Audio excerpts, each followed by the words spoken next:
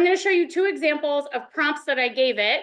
One where it did exactly what I wanted it to. One where it didn't. I had to give it an additional prompt. Here's the first one. Please generate a correlation table in APA 7 format with plausible correlation values for 5 related variables in the field of developmental psychology, no leading zeros. Additionally, please provide a plausible simple regression table predicting one of the variables from the other. I didn't even come up with the variables because for me, that's the hardest part.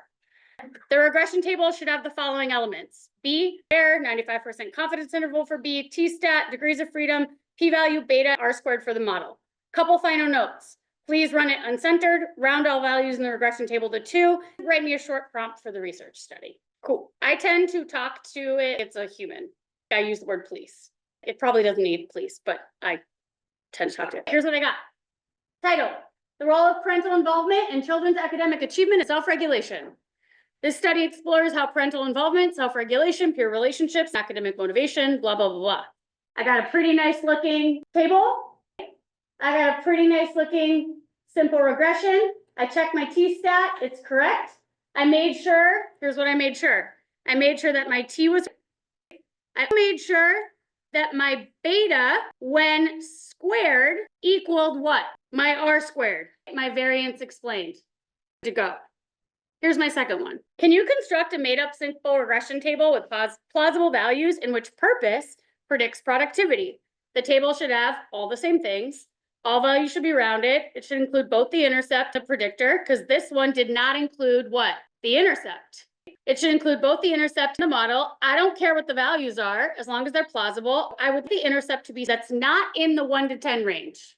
Why did I do that? Tell you why later. Uncentered. Yeah, because you just answered this question in the check-in. Because I wanted you to know from looking at it that it was uncentered because it's not a plausible intercept. Here's what I got. Anybody spot the problem? No, you could get an intercept outside of 1 to 10 when your data is not centered. That's the point. That's what I wanted. In fact, wasn't this in your check-in? That's the point. That was in your check-in because when you look at it, that's how you know these data are not centered, because the intercept is above the range of the scale. Okay? It put your R squared in the intercept as opposed to the purpose. But let's say it's down here. Who cares? Misplaced. It's probably not, I don't know if it's, I'd have to calculate. I don't know if it's wrong. 0.47 squared is not 0.34. You can see in ways these explanations are pretty loose. You see that? Here's what I said. Those values don't make statistical sense. For example, the R squared of the model should be beta squared. Please make sure the table is statistically accurate in terms of how the values relate to each other in simple regression. If I'd added that sentence, the values must be statistically accurate in terms of how they relate to each other. ChatGPT said, thank you for pointing that out.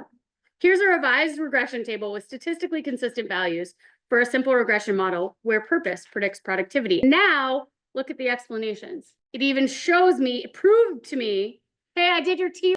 Now, when I make your tables, I'm adding this sentence. Right. Multiple regression under the hood. We are moving on from simple regression and correlation. That's over. But it's not really over because you need to remember how those values relate to each other, because it's going to be slightly different when we get to multiple regression. All right, this one's called difficult times. Objective: how do we interpret a more complicated model predicting a variable of interest from more than one predictor? I'm going to say this again. Prioritize office hours this week. We are only at interpretation. If you can interpret correlation, simple regression, you can interpret multiple regression models at between a 7 and 10, you are in a spot going into the midterm. If you are feeling anywhere below a 7, you are not in a spot going into the midterm. You are definitely not in a spot for anything more complicated than interpretation. Moderation will eat you if you can't just interpret a multiple regression model. Because when I start to play with changing betas, moving betas, lines that move, we're going to go straight into an example because that's the easiest way to learn it. We're going to do a job satisfaction example. Organizational psychologist. Organization is interested in what features of the workplace most impact job satisfaction. They distribute a yearly engagement. I'm using that word in quotes because every organization calls it engagement, but it's not really the construct of engagement, but we can get into that later. Collect the following: overall job satisfaction, support, conditions of work, labor conditions, hours, pay, etc., colleague support, quality of the workplace, office, cafeteria, lounge, etc., whatever your actual workplace is, and tasks. That's attitudes towards the actual work tasks that you do. They're particularly interested in these three predictors: support, workplace conditions, attitudes towards tasks. Their research question is, how does support, workplace conditions, attitudes towards work tasks influence job satisfaction? There's their research question. After they ask their research question, what are they going to do? Model. They're going to draw a theoretical model. They're going to hypothesize. This process mirrors, I'm foreshadowing to D here, this process mirrors what you're going to be doing when you do your project in D. What's our research question? The only thing is you're going to have data first. That's the only weird part. You're going to look at your data and you're going to go, what's our research question? Let's draw our theoretical model, write our hypotheses. Here's our theoretical model. How do we think support influences job satisfaction? Probably positively. As support goes up, job satisfaction goes up. We're going to label that path H1. That's going to be our first hypothesis. In parentheses, we're going to indicate the directionality of that hypothesis. Positive. As one goes up, the other goes up. We're going to do that for all three. These are all positive hypotheses. They're all things. As they go up, we expect job satisfaction to go up. Here's how we write them. Here are our hypotheses. No causal language. Support positively relates to job satisfaction, as work conditions, as attitudes towards tasks. We label each of our three pathways corresponding, indicate the directionality in parentheses. If your outcome's a thing, then things are going to have a positive relationship. Bad things will have a negative. But if your outcome is a bad thing, burnout, then bad things are actually going to have a positive relationship. As bad things go up, bad outcomes go up. That's a positive relationship. They travel in the same direction. Remember, positive relationships travel same direction. As X goes up, Y goes up. But that means that as X goes down, Y goes down. It's the same thing. Or this would be as X goes up, Y goes down. If you have support to satisfaction, that's a positive relationship. If you have support to burnout, that's going to be negative. If you have hostility to satisfaction, negative. If you have hostility to burnout, positive.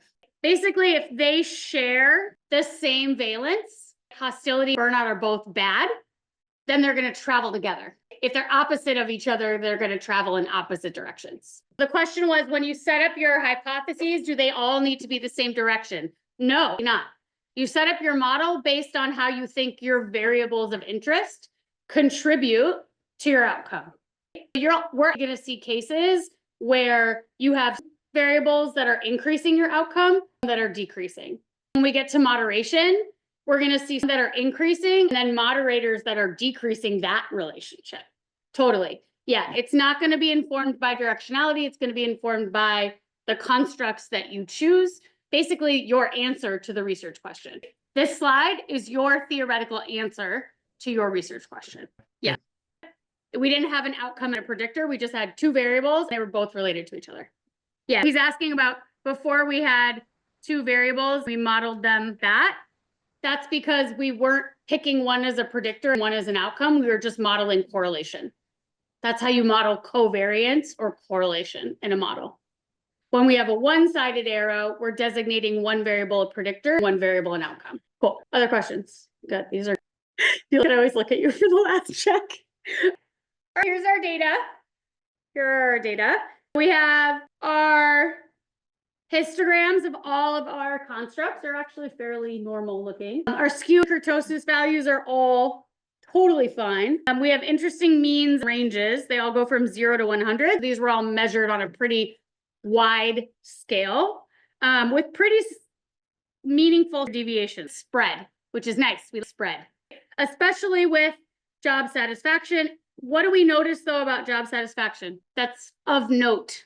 Remember, the answer to what you find in your model exists in your data. What's interesting to note here in your descriptives before you just say, oh, skew kurtosis is fine, moving on. Slightly positively. But that's the technical designation, but that doesn't mean, what does that mean? Usually, generally, they rate their job satisfaction. Thank you. Yeah, generally, we see most of the values are middle to high. We don't have a lot of super dissatisfied people. What does that mean for you as a researcher who's predicting job satisfaction? Maybe you don't, do you know that? It could be, but I like the latter part better. We just don't have a lot of those people in our study. What is that of our study? It's a what? It's a limitation of our study. These are the types of things you need to start noticing about your data as you're running your DAs. We're running stuff here. It's, oh, let's look at my outcome variable. The spread isn't very, here the spread is fine, but maybe you have an outcome variable where the spread isn't very big. Let's notice that. Think about what are the implications for the conclusions or inferences I can draw. Here, what do we notice? We don't have a lot of people with low job satisfaction. What are the implications? No matter what we do, we can't really test how it works for people with low job satisfaction. Do we quit? No. We just say, hey, here's how our model fit, but caveat, we don't have a ton of people with low job satisfaction. We don't have tons of certainty about how it'll work for those people. That's it. But as a responsible researcher, it's really important to notice those things, talk about them where? Discussion. All right. Descriptives, we've covered one assumption, which is normality. Here are our scatter plots. I put all of them up here, but I just starred the ones that are the 3 predictors we're interested in. Do we see linearity? Yeah. Definitely not a crazy curvilinear relationship or that would tell me, linear regression, no. Great, we're with linearity. Let's look at this. I'm gonna go over it for another time to make sure we are very clear what this chart is. This is a residual versus fitted plot. What is on the bottom? Don't tell me fitted values. Give me another word. Everybody should know this. If you don't, you need to stay, talk to TAs about what these charts mean. Predictor values. These are different values of our predictors. What are these? Don't say residuals. Error of what? Yeah, I know you know that residual means error. Error of the model. Explain that to me. I'm 12. Smart 12. The difference between the actual result and what we thought it would generate based on the model. Perfect. This y-axis is telling us what was the difference between what the model said it would be and what the actual value was in job satisfaction. That's what all those dots are. What does that red line mean? It's where Say that again, Bijan. the predicted result. Not the red line, the predicted result. If this is error, what would error of 0 mean? Error 0. Perfect There's fit no of the error. model. What does no error mean? For remember, these are all people's individual score. When people had these predicted values, let's look at this. For people with these predicted values, this is how much error the model had. For people with these predicted values, this is how much. What happens for these predicted values? This is how much error there was. What happened for this set of fitted values? The model was blank. Perfect. The model predicted their job satisfaction perfectly. Great. What happened for these people specifically? The model over predicted. Because if you take an error of 20, that means, let's say the model predicted a score of 80. Their actual score was 60. The error was 20. How do you get to a chart this? Not get all the pieces of it, just go, if you don't get it, sit down, spend time getting it. That's your job in here. Next, what happened here? The model under predicted. Now, big question though, why do we look at this damn thing? We're not really looking at this. You can look at this for accuracy of the model. It gives you a hint. If everything were really near the line, it'd be sweet. We know the model's going to be, it gives you a hint. But why are we really looking at it? We're not looking at it at this stage for fit. To check assumptions, specifically which one? Is there? Homoscedasticity. What is homoscedasticity asking 12-year-old? You want your error to be constant across all predicted values, all predictor values. You even just say, we want the amount of error, meaning we want the of our model to be the same no matter what value of the predictor we're talking about. The pattern is the evidence of that. It's not the answer, it's the evidence. We want this error to be the same. Perfect homoscedasticity, this were our error line, would look this. You see that? Perfect, no pattern. Perfect amount of error. Yeah. He asked, does this visually show error across all predictor values? Yes. Does the Bruce-Pagan test mathematically test error across all predictor values? Yes. Visually, it's telling us how much error do we get in the model across all predictor values. Then the Bruce-Pagan test is literally telling us is that it's significantly testing whether that error is constant or not. Yep, exactly. If it looked a fan, the error looked this. Here's our fanned out, not a fan. If it fanned out this, then that's visual evidence that our error is not the same across all levels of our predictor. Because here, there's little error. The points are really close to that 0 error line. But out here, there's a ton of error. The points are really far away from that 0 error line. Rather than saying there needs to be no pattern, that's the definition, think about that as evidence for what the assumption really is. The assumption is your model works the same way for all levels of the predictor. It doesn't have to work just the same. This is not a measure of model fit. We'll get there. Even if there was a ton of error, even if all the points were up here, all the points were down here, shitty fit, Yeah. but homoscedastic. That make sense? Yeah. In the Bruce-Pagan test, you're testing whether there's a relationship between predictor values and error. Essentially, it's testing, can you predict the amount of error from predictor values? Can you predict the amount of error from predictors? If you can predict that, if there's a significant relationship there, then it's heteroscedastic. You should not be able to predict the amount of error by choosing one of these predictor values. So the null hypothesis, if it's literally setting up a model, this predictor value, error, residuals, model error. The null hypothesis here is that this is equal, this coefficient is equal to 0. And the alternative is that it's else. The null hypothesis is that there's no relationship between these. We want to retain the null. That's why we like non-significant Bruce-Pagan. Just, Oh. go ahead, online. We usually see in the examples of ones that don't work, we see that fan shape, but are there other shapes? If you had a sideways hourglass, for instance, Yep. then it went that. If you had an hourglass, it would mean it works for people who are in the middle, but not for people at the extremes. Definitely. At least I know what's something you can fix it. What do you do if your data are homoscedastic? What is Jess going to say? I'm going to say a lot of things. I heard several of my answers. 1, it depends. 2, look at the data. I can't tell you what to do if your data is homoscedastic because I don't know why your data is heteroscedastic. Heteroscedasticity can be caused by a lot of things. Outliers, non-normality, range restriction, tons of things. It depends what's causing it, whether that cause, to what degree that cause, how that cause is going to impact your inference.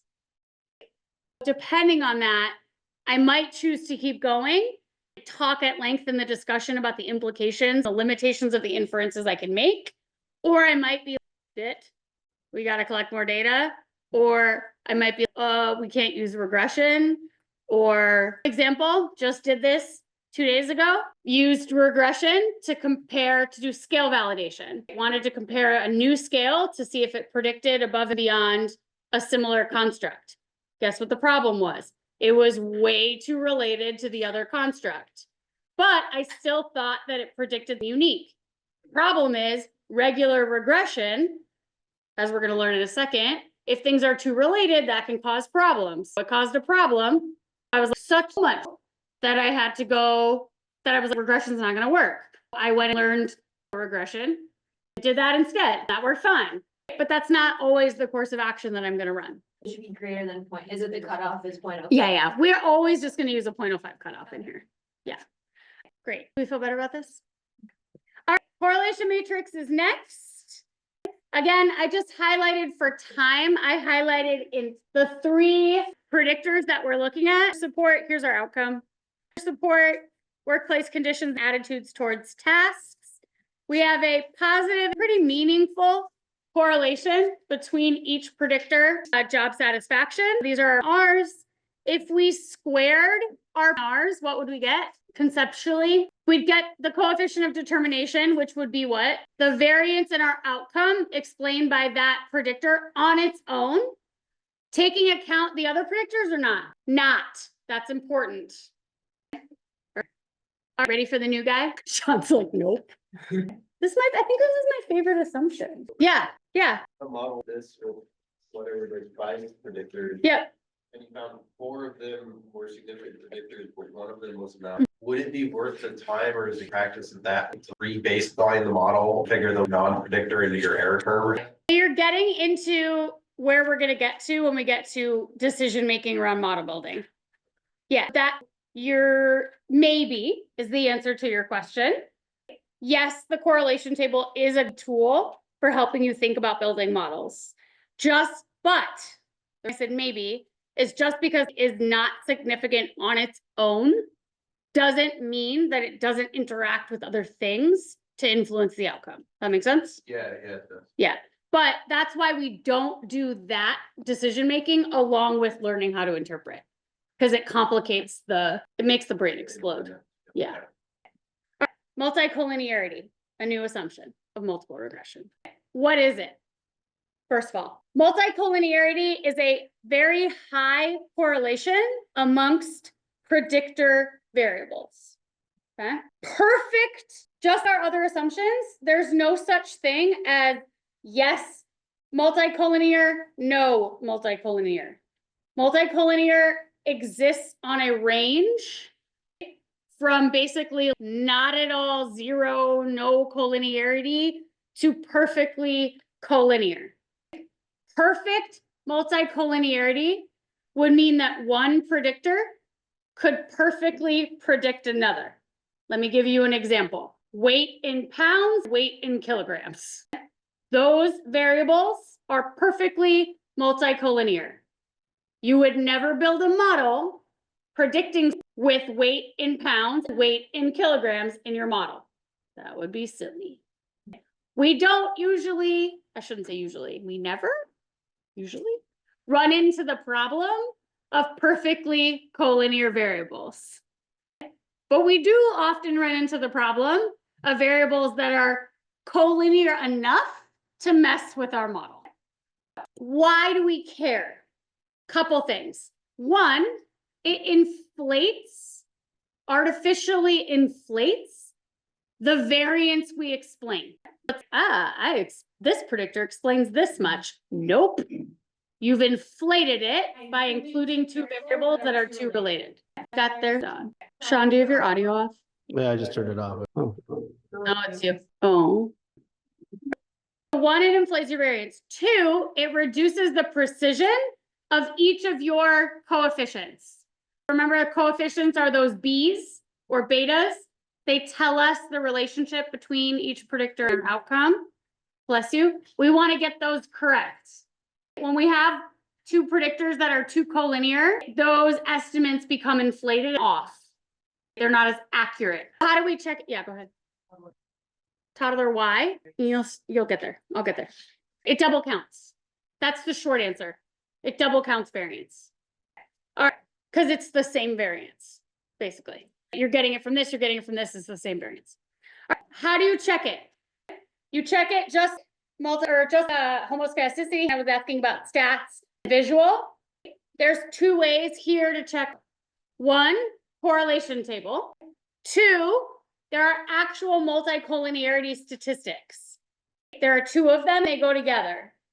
Tolerance, what we call VIF, which for variance inflation factor.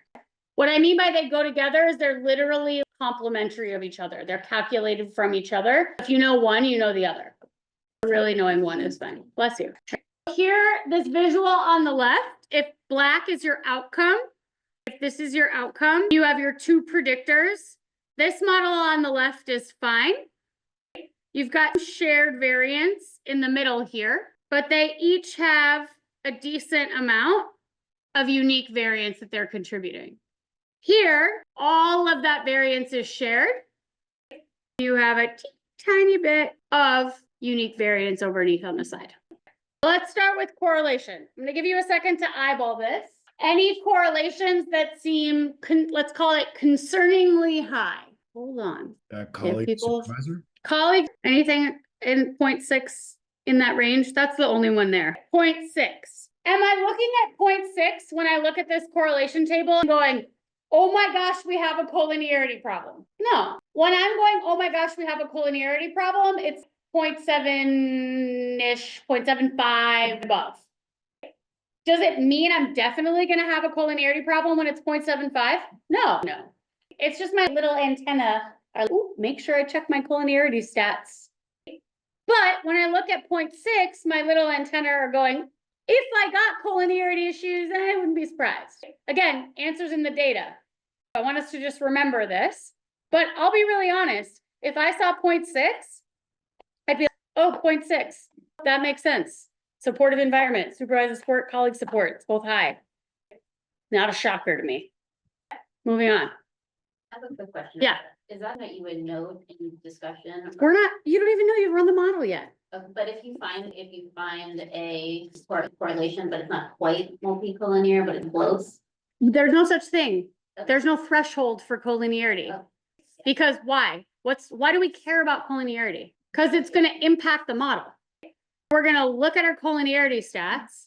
If we know it's going to impact the model in a severe way, we're not going to build a model with them. If it doesn't impact it in such a severe way that we don't build a model with it, but it still ends up impacting our model in the end, we're going to see it in the model. We're going to go back to this. This is why. It's again, you're not going to note it in the discussion because it either is going to end up impacting your model. You're going to have to talk about it, or it's going to be severe. You're going to have two things that are, for example, let's say you had you really wanted, let's take a real example.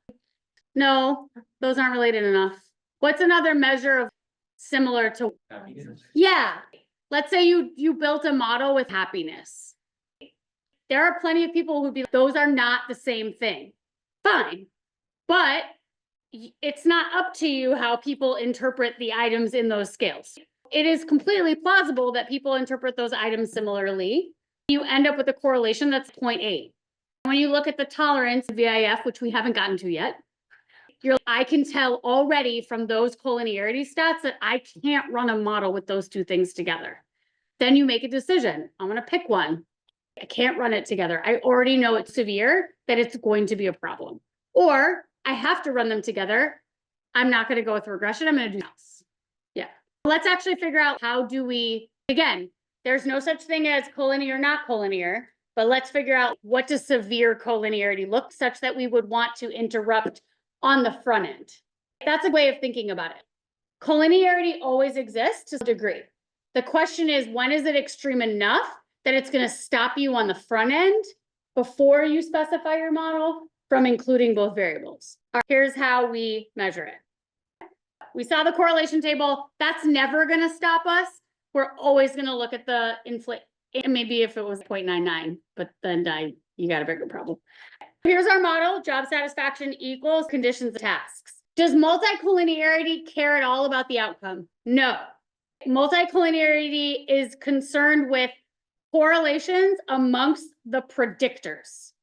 Watch, when we're dealing with multicollinearity, job satisfaction is not a concern. We are only concerned with our 3 predictors, conditions, tasks. Here's how we do it. To calculate tolerance, we are going to start by running a model where we make one of our predictors, in this case, I just chose because it was first, the outcome variable, and we predict it from the other 2 predictors. We say, hey, let's predict support from conditions tasks. Here's support, here's work conditions tasks. We ask ourselves, how much variance in support can we explain by the other 2 predictors? What's that? That's an R squared. What's this? If this is how much, if the blue, the shaded area is how much variance in support can be explained by the other 2 predictors, then that pink area is how much can't be. That's the uniqueness. Tolerance is 1 minus that R squared. That's your tolerance of that predictor. Tolerance, think about tolerance as how much can you, tolerance of a variable is how much uniqueness does it have that it can influence from the other predictors. We want high tolerance. High tolerance. The higher the tolerance, the more uniqueness that predictor has to contribute to the model. The less variance it shares with the other 2 predictors, or 3 or 4 or whatever. And then the second statistic is what's called variance inflation factor. Tolerance tells us, hey, this is how much unique contribution this predictor has that's separate from the other stuff you've got. Then it's cool. What would happen if I included this in my model? How much would it inflate the variance? I'll tell you, it's just a factor of 1 over tolerance. That's how much you're going to inflate the variance by. Remember I said they go together? If you know one, you know the other. I'm going to walk you through this for the data we have for each one. Will help you get clear. New slide. TS. Yep. You're probably gonna, this may be what you're gonna do next. Do you have to do this for each variable, or you could do it once for all of them? Next slide. Thank you. All right, let's start with the first predictor. The answer is you have to do it for each variable because each predictor has a tolerance. Each predictor has a VIF. Do you have to do it? No. You're going to write colon equals true. R is going to be, here's the tolerance of VIF for all your variables. You're not going to do this, but I'm doing it for you, what collinearity is. We're going to start, by the way, tips, PowerPoint tip, if you don't know this. Does anyone know what Room is? Did anyone use, you guys use PowerPoint, right? PowerPoint, Room is a plugin for PowerPoint that takes your tables, breaks them into rows, columns, or cells. If you want to animate in your tables by rows, columns, or cells, instead of having to put stupid boxes over, unhide them, I did for many years, it's the best. Anyway, we're going to start with, we want to know how unique is, so we're going to start with, we're going to run this model, predicted by the other 2 predictors. We're going to get an R squared of 0.1606. Did I calculate that? No, R told me. Then we're going to get a tolerance, which is 1 minus 0.1606, 0.8394, which means my VIF is 1.19. Check out this R squared. Conditions tasks only explain about 16% of the variance in support. That's great. That's low. The tolerance is what we're going to really look at. 84% of the variance in support is unique. It's separate from the other predictors. That's the VIF is a factor of 1.19. That's really small. Now let's do it with conditions. We're going to take conditions. We're going to predict conditions from the other 2 predictors. We get an R squared even smaller, 0.0625. The other predictors only explain about 6% of the variance in workplace conditions. which means our tolerance is 0.8793. The VIF is 1.14. Last but not least, we're going to do it with tasks. We get a tolerance of 0.9375, a VIF of 0.94. This is what you get. I just took those numbers and I put them in a fancier table, but that's what you'll get as an output. Now, what do we want? What's our, oh shit, push the pause button value? For tolerance, more than 0.2. If you've got tolerance that's below 0.2, what does that mean? Less than 1%, Do it the other way though. it's less than 20% unique variance of your predictor. Yeah, but what does that mean about the relationship with the other predictors? It means that more than 80% of the variance, if this were 0.15, it would mean this would have to be 0.85. That would mean 85% of the variance in your one predictor could be explained by the other predictors. Then why the hell do you need that predictor? That's the point. Or maybe you do, you have justifiable to include it. Just know that that's going to have an impact on your model later. You might see that. It's not a rule, you can never, it just know that that will mess with your model anyways. Tolerance is more than 0.2. VIF, less than 5. People say less than 10. I generally say less than 5 because it goes with that. Cool. To get a tolerance less than 0.2, you have to have, I think, conceptual suspicion going in that the two things are going to be related. There's no way to get a tolerance of 0.2 with two variables that you're, what? They're related? I had no idea.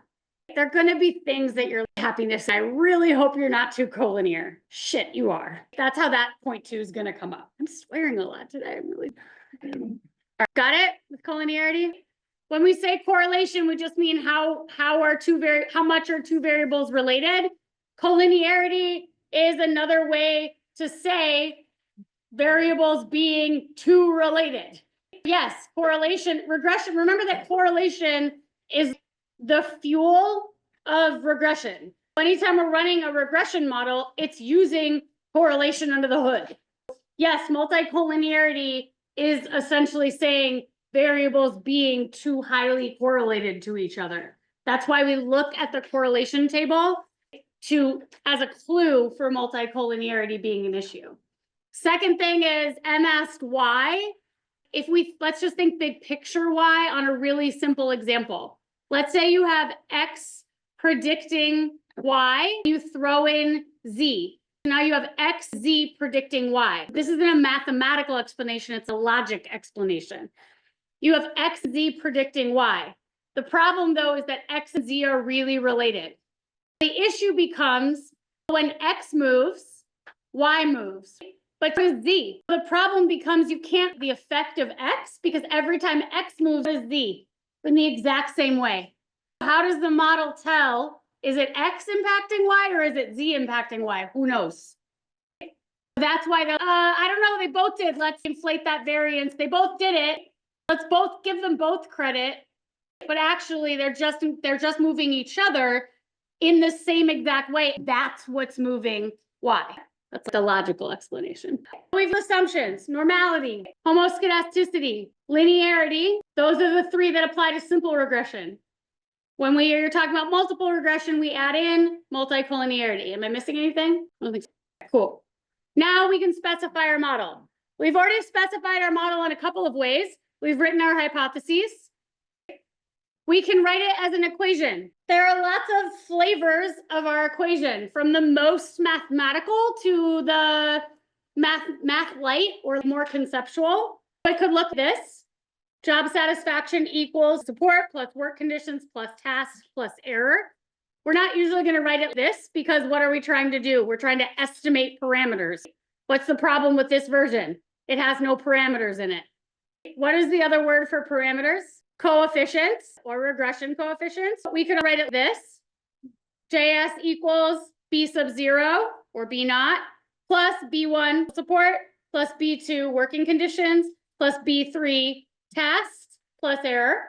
We could leave off the error if we wanted, knowing it's always implied. Or we could write it the pure mathematical way, which is really, actually, that should be a y, not a js. Y equals b sub naught plus b1x1, b2x2. Come on, Jess.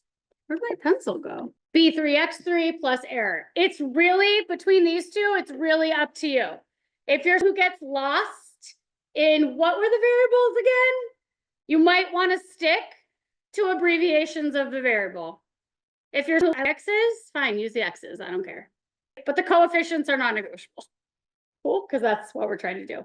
You can specify your model, and this is how we're going to specify it in our JS regressed on support plus working conditions plus tasks, no error term in our, because we're saying this is our model.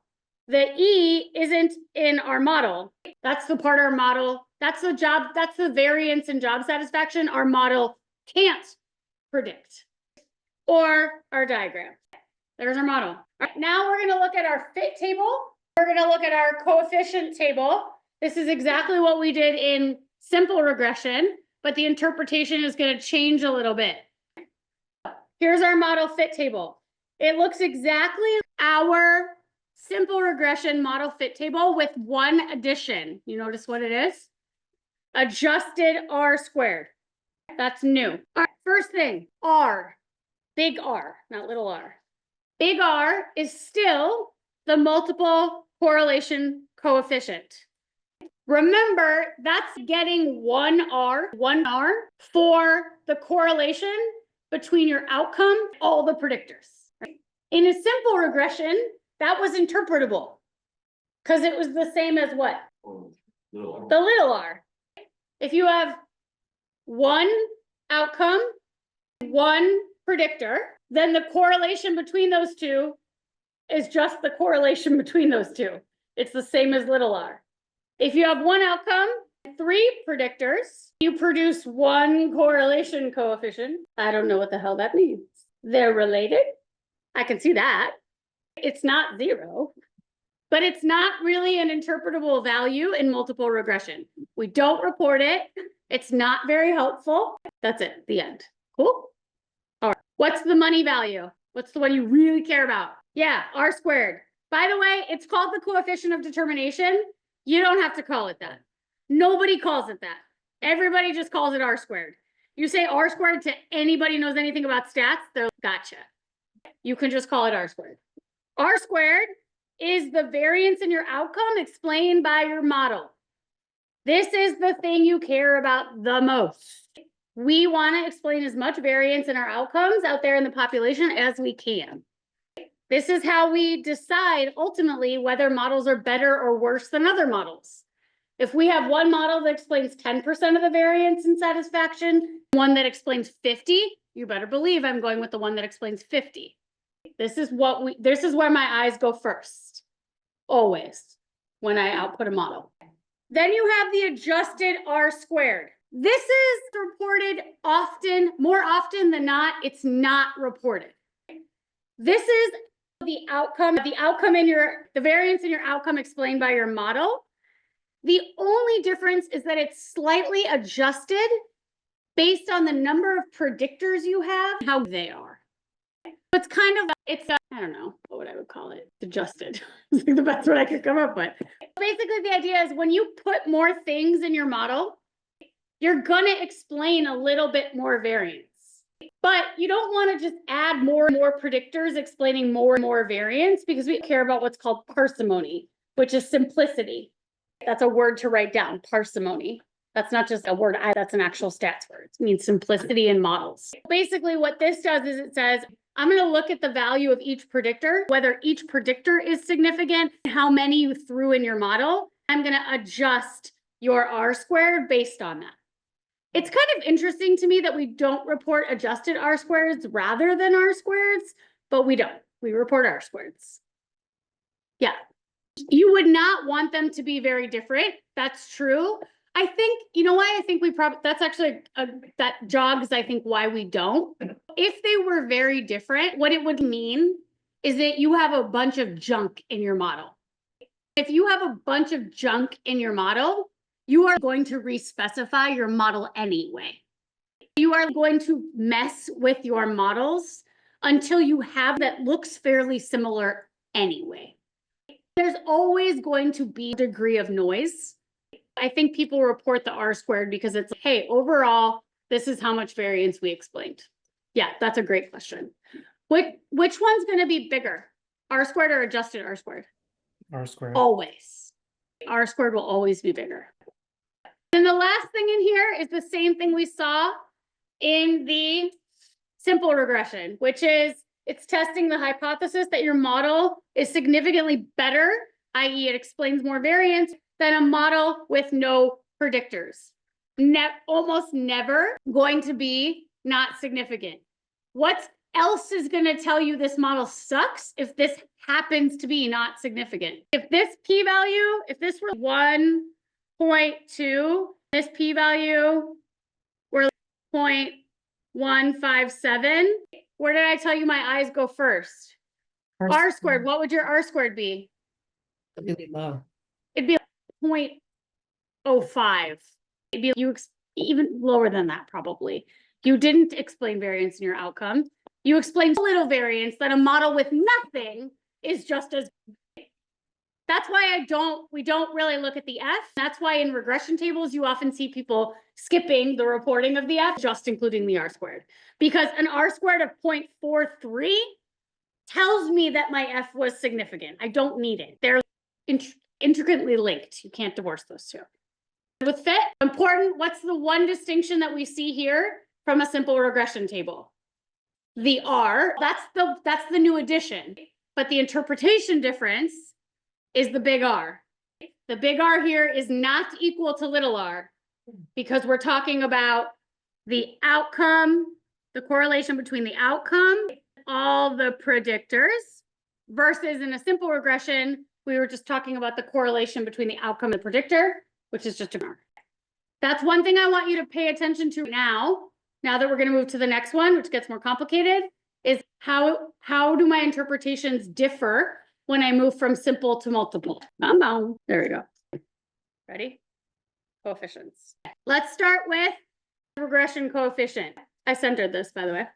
Regression coefficient. It is the slope of x on y in raw units for a 1 raw unit increase in x. I just threw all the words that could mean in there. Basically, as x goes up by 1 unit in x units, this is how much we'd predict y to go up in y units. Now, with one very important addition that if you forget, makes you wrong. Holding the other predictors constant. I have a slide that says, what the hell do I mean by holding other things constant? That's the next slide, don't worry. It is the slope of x and y in raw units holding the other predictors constant or accounting for the other predictors. If you don't hold the other predictors constant, if you change the values of the other predictors, that slope is not, that interpretation is not correct anymore. Y is going to change more by a different value because you've changed the other things too. It's only going to change by this exact amount if you don't change those values at all. Got it? You'll see on the next slide. Let me actually go to the next slide, and then I'll come back to the rest of the interpretation. All right. What do I mean by holding things constant? Let's look at this coefficient, 0.35. Spoiler alert, that same thing holds for this estimate. This is, oopsies, this is beta. The same thing is true for beta. For a one deviation increase in x, this is how many deviations we'd expect y to increase, holding the other predictors constant. What do I mean by that? I think the easiest lay way to explain that is to think of two people. You've got Jaden, you've got Anthony. Jaden has a support score of 7. He's got a work condition score of 5. He's got a test score of 4. He's got a task score of 5. Anthony has a support score of 7, same as Jaden. Anthony has a work condition score of 4, same as Jaden. Anthony has a task score of 6. That is a 1 unit increase, a raw unit increase. Because we held support constant, and we held work conditions constant, it is correct to say for because Anthony has a task score that is 1 unit higher than Jaden's, Anthony's predicted job satisfaction will be 0.35 units higher, the points higher than Jaden's. Yep. Make Jaden and Anthony support score both 7. Yes. I'm just teaching you what it means to hold constant. Yeah, in lay terms. Yeah. 7?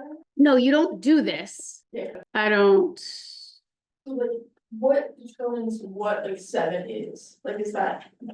I'm saying if you had 2 people in your sample who happened to both rate themselves a 7, and then both rate themselves a 4, if one of them rated a 6, one of them rated a 5, their predicted score would be exactly 0.35 different. But the reality is when you predict everyone's score, it's going to be all over the place different because all 3 coefficients are going into their equation.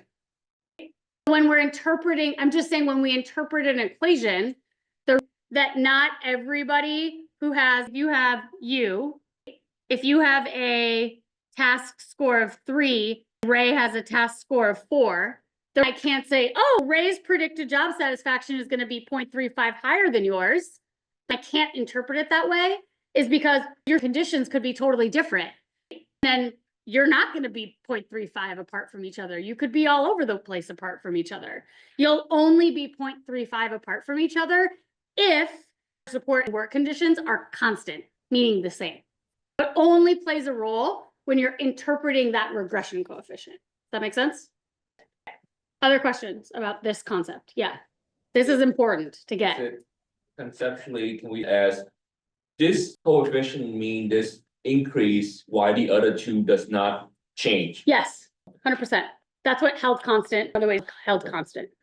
Yeah. It's just, this becomes important, I guess, when we're interpreting, writing down, if you hold constant, this would be the slope or the score. Yeah, where does this become important? It becomes when you're important only when you are interpreting a regression coefficient. This is not the slope between tasks and satisfaction. Stop talking for a second. This is really important. This is not the slope.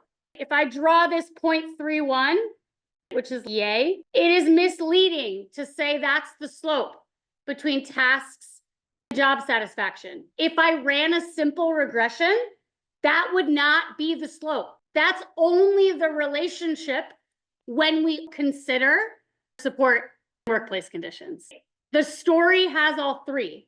If you want to think of it really big picture, what we're asking ourselves is, hey, when you take into account how much Jaden feels supported by his boss, how he feels about his pay, his labor negotiations, then how much does his attitude matter? Not how much does attitude towards task matter on its own. That would be a simple regression. The slopes that we get aren't slopes for those individual predictors on their own. They're slopes for that predictor considering the other 2. That's why we say things held constant. It's to say things this. Held constant is one option, but there are other options. You can say things, this is the effect. Effect is another term. Hold on, guys. It's distracting when you're talking. The effect, you can say the effect of X on Y. This is the effect of attitudes towards tasks on job satisfaction. Controlling for support conditions, although they're not control variables. You could say the effect of attitudes towards tasks on job satisfaction, considering support workplace conditions. The point is you can't just say, oh, this is the effect of these workplace tasks on job satisfaction, because it's not. It's only the effect with the other 2 variables in play. If we only looked at that one variable, it would be a different number. Does that make sense? Yeah. Under the hood, is there a limit to how many predictors you could? I know that in real life, the number of predictors you could. There's only a limit as it pertains to the balance between variance explained and parsimony, which we'll get to in 10 slides, which has to do with your goal is variance explained. But I think about it as I use this analogy a lot in D, but you're only gonna splurge for the more expensive pair of jeans if it actually fits you significantly better. That's the same in models. You're only going to go with the more complicated model if it actually explains significantly more variance. If it doesn't, you're gonna cut the extra stuff. Yeah. Hey, Jess. Yeah. Allie just had a question. She's asking, is there a difference between considering controlling for, or more specifically, what's the difference between considering / controlling for weighting? Statistically, nothing. There's no difference between controlling and considering. Statistically, there's no difference. I think the only difference really could be interpreted as whether they're focal predictors or whether you're treating them as control variables. In this example, we care about all three predictors. Considering is probably better than controlling for. If we decided we wanted to actually use gender as a control variable or age as a control variable, throw it in there, then we would say controlling for age. But statistically, as we will get to in the 2 lectures from now, modeling regression treats control variables, focal predictors as predictors. There's no distinction. Yeah. If I ask you to interpret a regression coefficient, what I am asking you to do, as we have, I think, gotten used to, is translate number to words. If I say translate this regression coefficient, it is for a 1 raw unit increase in X. We would expect Y to increase by 0.35 raw units, holding support conditions constant. If we want to say what this is, or we're writing an AP8 up, we might say, oh, the effect of tasks, attitudes towards tasks on job satisfaction was significant, comma, beta P, accounting for support workplace conditions. Cool? Jess? Yeah. Hold on, we have one question in the room I'll take online. This may be a dumb comment. Nope. Essentially saying holding the other predictors constant is just our way of defending our results. No, it's the only way to make this number correct. If I ran a simple regression, if I ran this model, tasks, satisfaction, this beta would not be 0.31. It would be else. If I say the relationship between tasks and satisfaction is 0.31, that's not accurate. It's only 0.31 when these two things are in the model. Does that make sense? Gotta love the vet. Yeah. If you're using these, when the other two, let's say that none of them are constant, and you're getting a bunch of different data points. That's not what that means. It's not in real life, in the data, nothing is going to be constant. Yeah. Think about it. When you're actually predicting score, here's the full equation. 66.68 plus, what does that one say? I read it. 0.29. 0.30 x plus 0.37 x plus 0.35x. There's the equation. If you actually take values, you're plugging in for all 3 x's. If you have 1, you have 2. You have 1, you have 2. I'm going to plug in 3 different values for 1, 3 different values for 2. Their predicted scores are going to be really different. The question is, when are their scores going to be exactly that much different? When are their scores going to be exactly that much different? When these two are exactly the same. What else? When these are off by 1. It's only for interpreting an individual regression coefficient. In reality, all 4 of those values are going into the equation to calculate predicted score every time. We're never going to use one of those coefficients. We're going to use all 4 every time. Does that equation as you've written it work? Yes. Yes. 100%. Always. That's the point. That question, does this equation work if there are 3 different numbers, is exactly why we have to say accounting for the other 2 predictors. Because if we just say it's the relationship between tasks, it doesn't work. These 3 coefficients are how those 3 predictors work together to influence job satisfaction. If we ran these all as separate, I'm actually going to change the demo now. I'm gonna reload the demo, heads up. We're gonna look at what those coefficients are if you run them as simple, and then what happens to them as you run them together. There's actually an example at the end of this slide deck that shows that. What happens when you run together? Actually, I think we're gonna see it in a second. A really good example would be, let's say, I don't know, what's that influences your success in grad school a little bit, just a little, not a lot. Nutrition. Nutrition. You run a simple regression with nutrition predicting success in grad school. You get a significant coefficient. Then you run a regression, multiple regression with, let's say, nutrition faculty support. Well, what happens to nutrition? It goes away. It's not that nutrition doesn't matter on its own. It's that when you include faculty support in the model, nutrition no longer becomes significant. That slope of nutrition is only when you consider faculty support. All these slopes, all these regression coefficients, they go together. The model evaluates them together. Does that make sense? Yes. And the formula is the model line. Yes.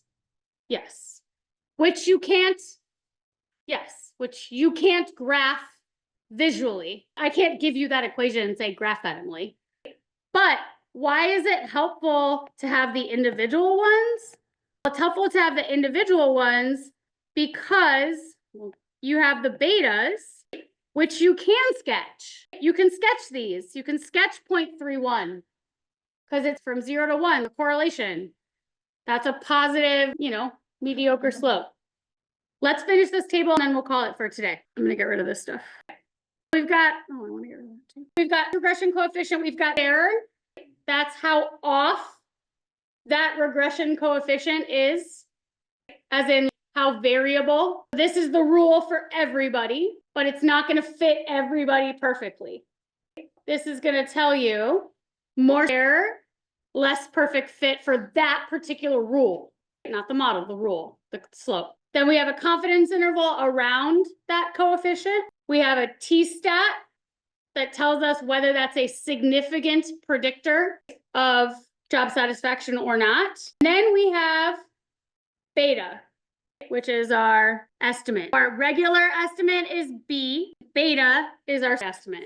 This is the slope of X on Y deviation units accounting for the other predictors. For a 1 deviation increase in X, we'd expect this many deviations of change in Y, holding the other predictors constant. Now, what happens if we square one of these betas? What do you get? We adjusted R squared. No. You get variance explained. That unique variables variance explained. Times. Holding the other two. No, you don't need that anymore because I just said unique. I'm going to show you, I lied. I'm going to show you one more slide. I'm going to show you, not this slide. We're going to go back to this, but I'm going to show you this. All right, we'll go back to this, but watch. Here's how it works differently between correlation, simple regression, multiple regression. We'll do this slide, the next slide, and then I promise I'll let you go. You'll want to tie the two together before you go or your brains will be wet. All right, here's your outcome variable Y. Here's a predictor X. There's correlation. Got it? They're covariance. Regression, there's simple regression. Why? Beta in simple regression, little r, are what? The same. If we want to know how much variance in one of them is explained by the other, what do we do to that little r or that beta? Just square it. Now, in multiple regression, we're going to add another predictor. But what's part of the problem here? We've got that overlapping region. We don't want to double count it. That starred area in the middle is shared variance between the predictors, the collinearity part. That orange part is the unique contribution by each of your predictors. Guess what that unique part is? Beta or beta squared. Beta or beta is the unique relationship. Beta squared, if we want to square it, is the unique variance in our outcome that can be explained by that predictor only. Just like we did in simple regression, we could just square the beta. The only difference is here in multiple regression, if we square the beta, it will not be equal to R. because R does not account for any other predictors, but our model does. Remember the rule that slope is only the slope considering the other things in the model. What's that? Here's our beta. If we square it, we get unique variance explained. Then this part is our R squared. Now do we see why collinearity would be a problem? Questions? I'll show you the next one. Unshaded purple area. That's not accounted for. Yep. Did you have a question, Jason? Yeah. This is why we don't have to account for the other predictor when you square it, because it's already accounted for in beta. Yes, that's a great question. Is there when we this is beta, is there that we don't have to account for the other predictors when we square beta to get unique variance explained? The answer is because that parameter estimate, this beta, was already calculated. We estimated that parameter considering the other things in the model already. That's why. Then last slide.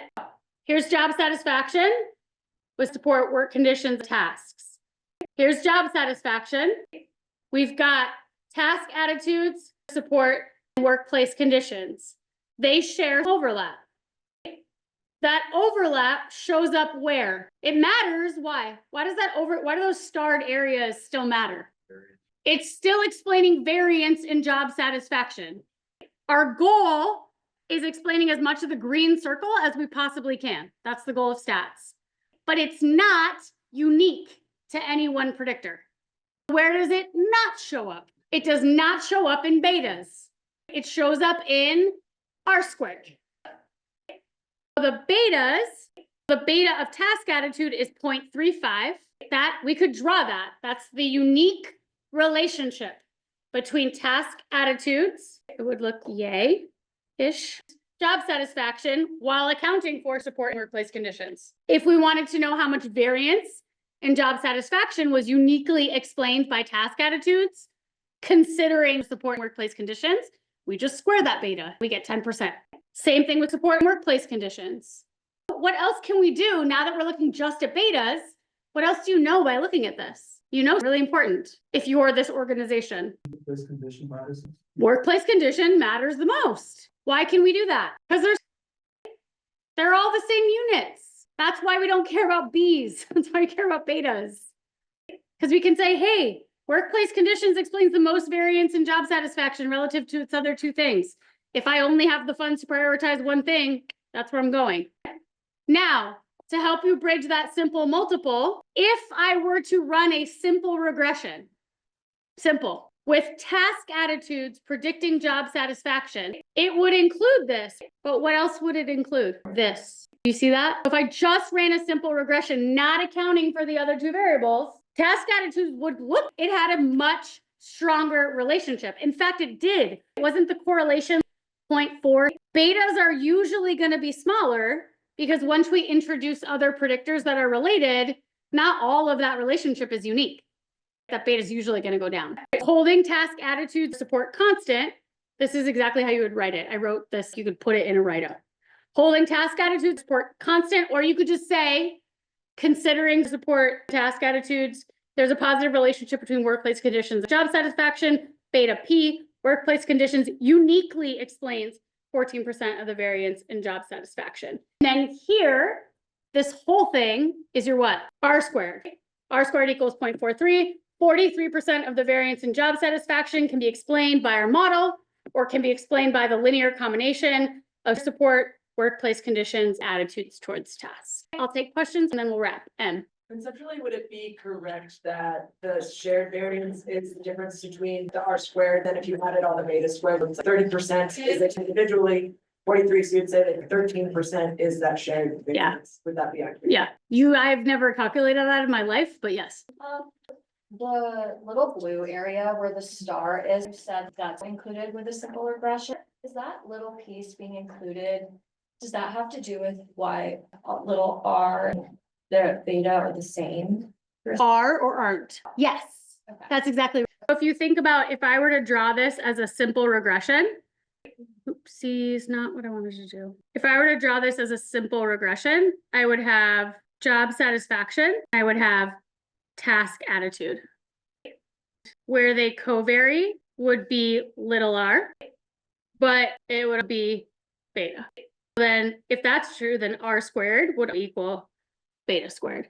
But if I introduce another predictor, any of that is shared with it, then that doesn't get to count as unique variance in a multiple regression. That beta in a multiple regression goes down, it's not going to equal. Here, this r, the little r, is not equal to beta anymore. Yeah.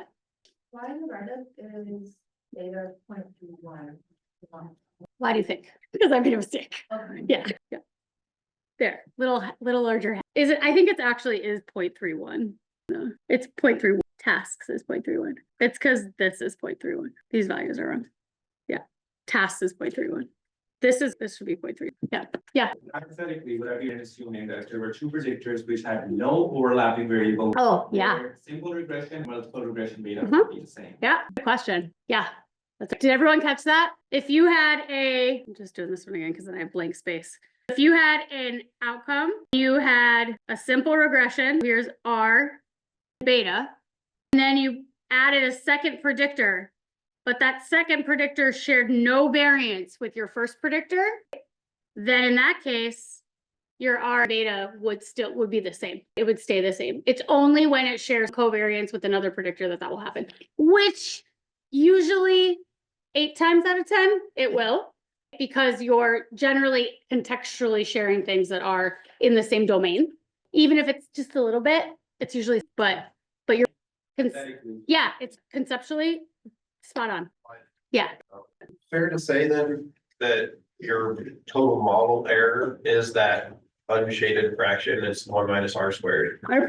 It's always, your model error is always 1 minus r squared. What is this? That's the variance in your outcome, not explained by your predictors. I told you, just lots of practice on this.